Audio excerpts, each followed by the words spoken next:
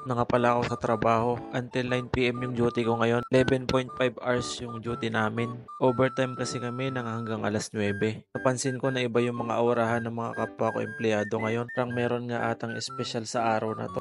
Alala ko nga pala ay araw nga pala ng sahod ngayon. Kaya lahat ng tao dito sa company namin masisigla. Ito nga pala sa company namin na kapag araw ng sahod, yung mga tao ay masisigla talaga.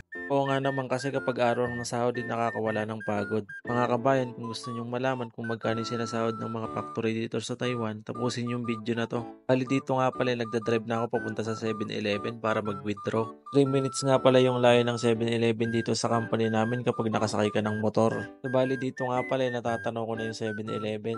Sobrang bilis lang din ng biyahe ko at walang masyadong sasakyan. Sakto pagdating ko sa loob ng 7-Eleven walang nakapila. Pwede discuss ko na nga pala mga kabayan yung sahod ng mga factory worker dito sa Taiwan. Ang basic salary ng mga factory worker dito sa Taiwan mga kabayan ay nasa $26,400 dollars. Ang palitan dyan sa Pinas ay 1 peso and 80 centavos. So kayo na lang po para bahala na mag-convert. Nga pala sa $26,400 dollars ay hindi pa nakakaltas lahat ng mga deduction doon.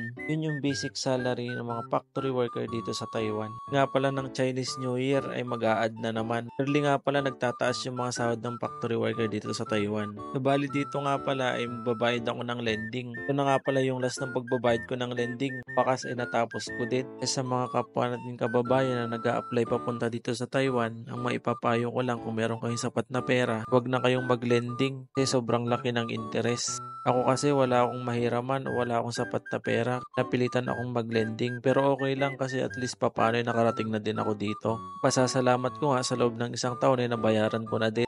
Kahit papano ngayon ay makakaipon-ipon na ako. Makaalis na nga ako sa 7-Eleven ay dumaan muna ako dito sa may tindahan para bumili. Bili lang ako ng tinapay dito. Alaman ako.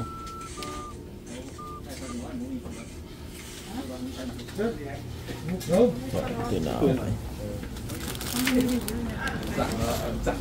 Palaman pa naman tayo doon. Daming pagbilian dito.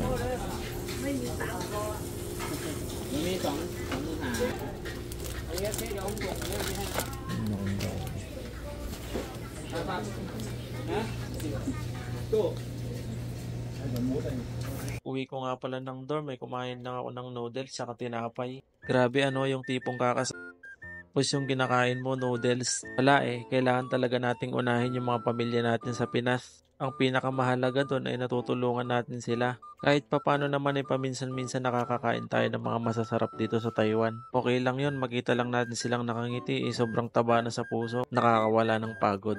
Hanggang dito na lang pala mga kabayan, salamat sa panonood nyo, God bless.